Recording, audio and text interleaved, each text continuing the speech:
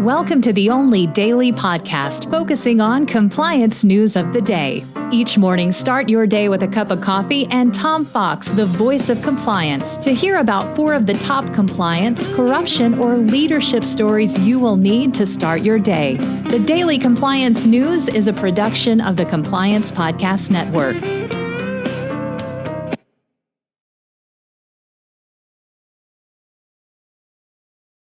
Look, 2020 has proven to be the year of many things, and the same for 2022.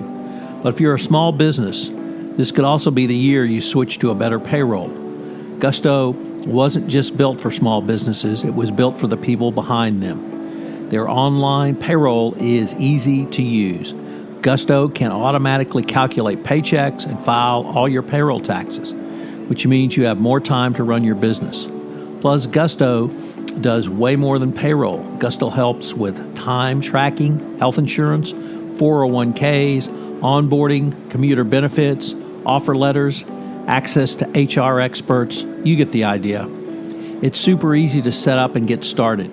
If you're moving from another provider, they can transfer all your data for you.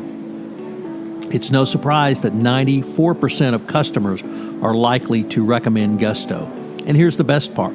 Because you're a listener to this podcast, you get 3 months totally free. All you have to do is go to gusto.com/compliance. That's gusto.com/compliance. I'm telling you, you're going to love Gusto. Get started today.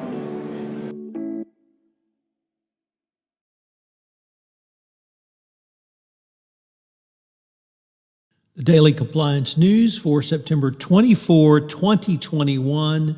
The Boss Said No edition. And we begin with that story from the Wall Street Journal. Disney is not investigating handling of a sexual assault allegation after the ABC News boss urged an inquiry.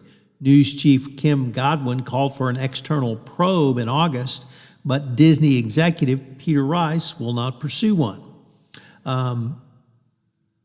Simone Swink said that during an outside probe to the departure of Michael Korn as senior executive producer, that an investigation is not happening.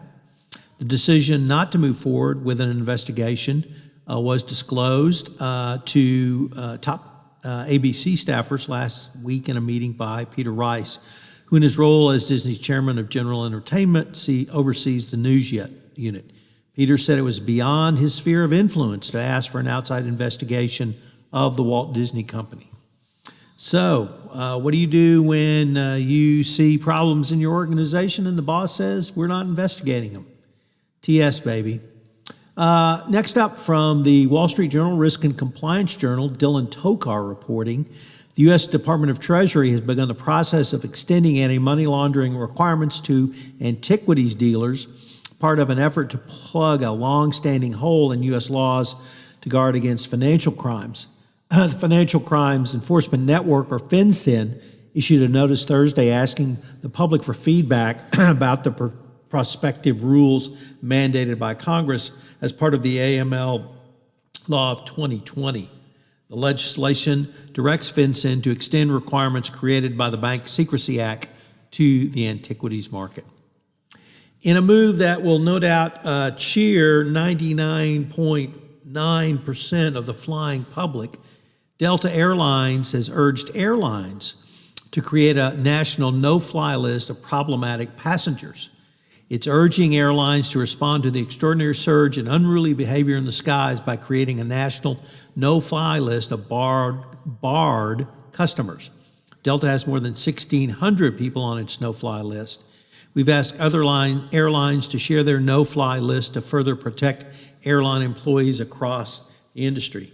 I can just imagine the Republicans going absolutely BS crazy over this, claiming that it was a denial of personal freedoms not to be able to get on a plane and hit a stewardess, given the tactics of the anti-vaxxer, anti-mask, MAGA hat-wearing flying public. Of course, many of these same people also participated in the January 6th insurrection, so maybe they shouldn't be able to fly. And finally, Bloomberg asked the question, is this Facebook's big tobacco moment? Facebook executives have long boasted that its platforms are safe, even as they invested in ways to keep teenagers hooked and hid what they knew about the side effects. Does that sound familiar? Well, it's the same playbook that big tobacco once used, and it's fueling an entire level of outrage against Facebook. What happens if Congress starts to investigate? What happens if plaintiffs' lawsuits start to sue? The Daily Compliance News is a production of the Compliance Podcast Network and a proud member of C-Suite Radio. Thanks so much for listening. I hope you'll join me again tomorrow. This podcast is a part of the C-Suite Radio Network.